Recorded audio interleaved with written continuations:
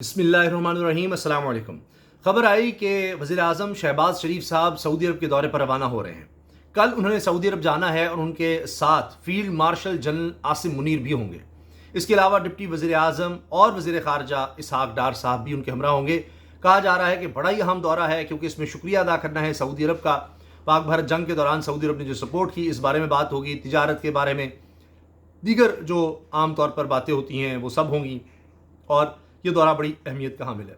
मगर साथ ही खबर यह भी आ गई कि एक और जमात अब तहरीक की तरफ बढ़ रही है या हुकूमत के खिलाफ एहतजाज करने जा रही है और वो मजहबी जमात है। और उसने भी अब ऐलान कर दिया है कि वो एक मजहबी मामले को लेकर अब अपनी तरफ से वो कह रहे हैं कि जी जो हमने फिर करना है हम करेंगे, क्योंकि हुकूमत ने हाल ही में एक बिल पास किया है और उसके खिलाफ वो अब मैदान में आ रहे हैं।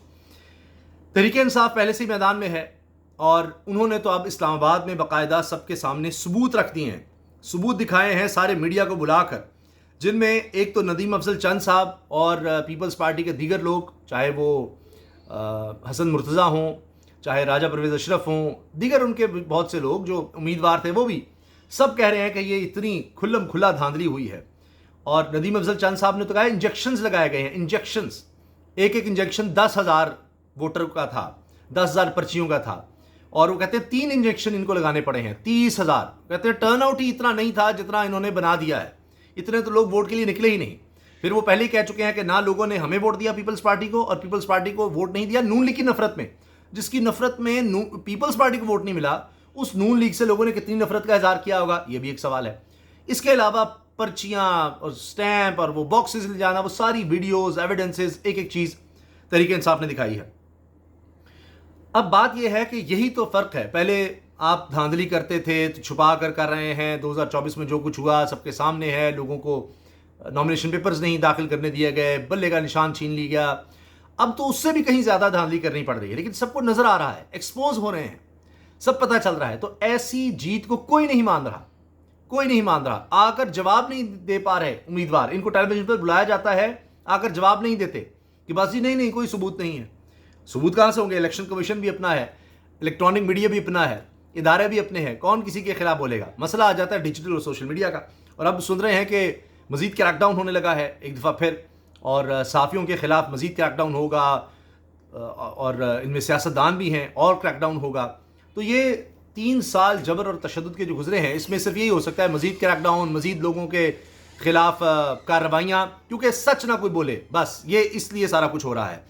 अब जो तो हुकूमत का साथ दे उसकी बल्ले बल्ले है, उसको पैसे भी मिल रहे हैं, उसको फंड्स भी मिल रहे हैं। मिसाल के तौर पर इस्लामाबाद हाईकोर्ट बार, उनकी तरफ से आया 27वीं तरमीम, अभी आई नहीं, उसकी कोई बहस नहीं, कोई बात नहीं, उनका जी उसको भी सपोर्ट करते हैं। जजेस का तबादला तो छोड़िए, उनकी रोटेशन पॉलिसी होनी चाहिए, जिसको मर्जी उठाएं जहां मर्जी भेजें और कोई हुक्म मेरे लायक, यह बात की जा रही है।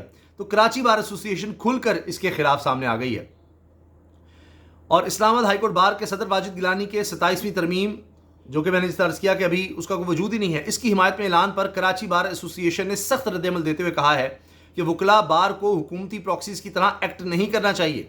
कराची बार ने इसे जुडिशल इंडिपेंडेंस पर हमला करार दिया है। तो वकला में सारे नहीं खरीदे जा रहे, सारे नहीं बिक रहे। वकला में ऐसे लोग हैं जो डट के खड़े हैं आइन कानून के साथ, और ये चीज़ बढ़ेगी, ये तादाद बढ़ेगी। ये नहीं हो सकता क्योंकि उनका ये प्रोफेशन है, वो अपने सारे प्रोफेशन को बर्बाद थोड़ी करेंगे। बाकी जबर और तशद्दुद की दास्तानें बढ़ रही हैं। बहुत ही अच्छे नौजवान कॉम्पिटेंट सहाफ़ी, सही दुरुस्त खबरें देने वाले ज़ुबैर अली ख़ान, वो लिखते हैं अपना वतन छोड़ना किसी के लिए भला कब आसान हुआ है, मगर सच की कीमत होती है। और अगर ये तय हो कलम का सौदा नहीं करना तो कीमत तो और बढ़ जाती है। ऐसे में बेहतर यही होता है कि कुछ फ़ैसले खामोशी से कर लिए जाएं। बोलने को तो बहुत कुछ है, मगर शायद कुछ मोहब्बतें ज़ुबान से नहीं खामोशी से निभाई जाती हैं। मोहब्बतें पहले भी निभाई हैं, अब भी निभाएंगे। अपने वतन के लिए पहले भी कुर्बानियाँ दी हैं और अब आगे भी हम वतन मुश्किलात से न कुर्बानियाँ देते रहेंगे। और जब तक मेरे हम वतन मुश्किलात से ना निकल जाएं, कुर्बानियाँ हम देते रहेंगे। पाकिस्तान जिंदाबाद। ये जी ज़ुबैर अली ख़ान बहुत अच्छे साफ़ी हैं। इस पर असद चौधरी ने अशार शेयर किए हैं। मेरा कलम तो अमानत है मेरे लोगों की, मेरा कलम तो अदालत मेरे ज़मीर की है। ये अहमद फराज साहब के शेर हैं। اسی لیے تو جو لکھا تپا کے جاں سے لکھا، جبھی تو لوچ کماں کا زباں تیر کی ہے، تبھی تو لوچ کماں کا زباں تیر کی ہے۔ تو یہ جناب شعر انہوں نے شیئر کیے ہیں۔ اسی طرح راجہ ثاقب ہیں، وہ کہتے ہیں ایک اور محب وطن نوجوان صحافی اپنے خواب، اپنے نظریے اور اپنی شناخت کو دل میں بسائے وطن چھوڑنے پر مجبور ہو گیا۔ افسوس، اس ملک میں حق بات کہنا، سچ لکھنا اور ظلم کے خلاف قلم اٹھانا جرم بنا دیا گیا ہے۔ کتنے دنوں تک کوئی صحافی بے روزگاری کی دوزخ سے گزرے، کتنے مہینوں تک خوف کے سائے میں سانس لے، اور کب تک ہراسانی اور دھمکیوں کے طوفان کو سہتا رہے۔ زندگی کو جبر مسلسل بنا دیا گیا ہے، اختلاف رائے غداری ہے اور سچ بولنا بغاوت۔ یہ صحافی شیئر کر رہے ہیں اپنی سوچ، اپنے خیالات۔ اچھا جی، اب طریقے بائک والے وہ میدان میں آ گئے ہیں، باقاعدہ پیغام جاری کیا ہے ان کے رہنماؤں نے بیٹھ کر۔ کہتے ہیں جی 18 سال سے کم عمر شادی بل پر شدید تحفظات ہیں، رد عمل دے رہے ہیں، حکومت کو وارننگ دے دی ہے، قرآنی احکامات کے خلاف قانون سازی برداشت نہیں کریں گے اور پھر ہم میدان میں نکلیں گے۔ 18 سال سے کم عمر لڑکی کی شادی کا قانون وفاقی شرعی کورٹ میں بھی چیلنج کر دیا گیا ہے۔ اس میں آپ سے عرض کر دیتا ہوں کہ پہلے 16 سال عمر تھی کہ لڑکی کی کم از کم عمر 16 سال ہوگی تو شادی ہو سکتی ہے۔ اب اس کو بڑھا کر حکومت نے 18 سال کر دیا ہے، قانون اب بن گیا ہے، اور جو 18 سال سے کم عمر لڑکی سے شادی کرے گا یا کروائے گا، اس میں والدین ہوں، اس میں نکاح ہوں، جو بھی ہو، اس کو سزا ہوگی، 10 سال تک سزا ہو سکتی ہے، جرمانہ الگ ہے۔ تو اس پر اب مذہبی جماعتیں شدید تحفظات کا اظہار کر رہی ہیں۔ تو ٹی ایل پی کی طرف سے بھی اس پر اعلان کیا گیا ہے، وہ میں آپ کو سنواتا ہوں۔ بسم اللہ الرحمن الرحیم۔